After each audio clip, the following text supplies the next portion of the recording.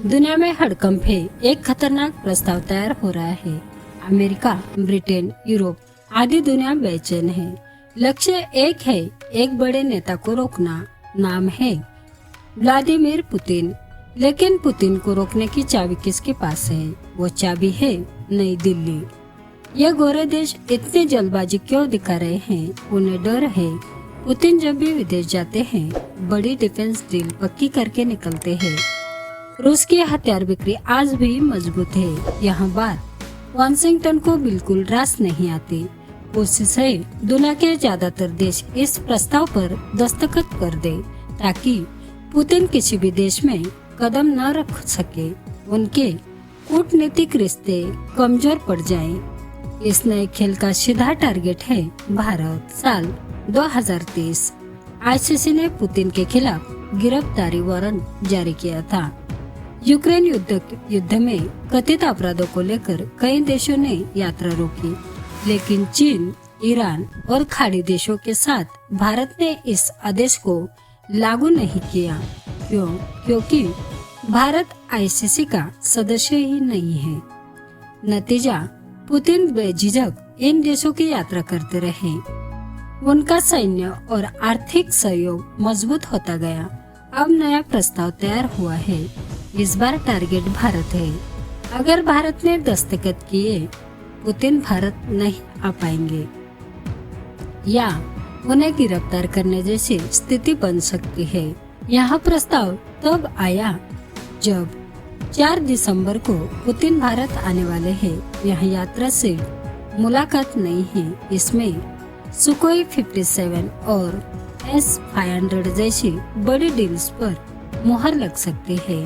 अगर ये deals final हुई, भारत एशिया के सबसे आधुनिक एयर डिफेंस वाले देशों में शामिल होगा। अमेरिका की हथियार बाजार पर पकड़ कमजोर पड़ सकती है। यही बेचैनी की असली वजह है। लेकिन भारत ने अपना रूप बिल्कुल साफ कर दिया। भारत ने दो टूक कहा। पुतिन 4 दिसंबर को भारत आएंगे। उनकी मेजबानी में कोई कमी नहीं छोड़ी जाएगी। भारत ने आर्थिक रिश्तों को भी गहरा किया है। रूस में 2 नए वाणिज्य दूतावास खोले गए हैं। यह दिखाता है कि रिश्ते सिर्फ रस्मी नहीं बल्कि रणनीतिक स्तर पर बढ़ रहे हैं। यात्रा से ठीक पहले रूस ने एक और बड़ा दांव खेला है। भारत को अपनी 5वीं पीढ़ी के फाइटर जेट सुखोई 57 के लाइसेंस निर्माण और तकनीक ट्रांसफर का प्रस्ताव। यह दौरा सिर्फ औपचारिक नहीं, यह डिफेंस संबंधी बहुत बड़ी साझेदारी का मंच बन सकता है। यहाँ दोस्ती केवल सैन्य साझेदारी नहीं है, यहाँ दशकों पुराना रणनीतिक मित्र है। पश्चिमी देशों को पता है यहाँ प्रस्ताव रूस को अलग थलग करने की नहीं, यहाँ भारत रूस की दोस्ती को कमजोर करने की रणनीति है। उन्हें डर है अगर भारत और रूस ने मिलकर कोई बड़ा हथियार बना दिया तो उसका असर सीधे यूरोप और अमेरिका के बाजारों पर पड़ेगा। भारत नाटो का सदस्य नहीं है। भारत अपनी विदेश नीति अपने हितों के आधार पर तय करता है। भारत केवल वही कदम उठाएगा जिससे उसके रणनीतिक हित मजबूत हो। भारत ने दुनिया को संदेश दे दिया, हमारे फैसले किसी तीसरे देश के दबाव में नहीं बदलते। हम अपने पुराने दोस्त के साथ मजबूती से खड़े हैं। वैश्विक मंच पर आज भारत का कद और भी बड़ा हो रहा है। भारत ने दस्तखत करने से इनकार कर दिया।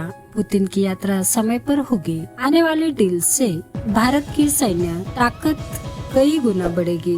भारत अब किसी की कठपुतली नहीं है। यह है आज की नई दिल्ली का फैसला। जय हिंद।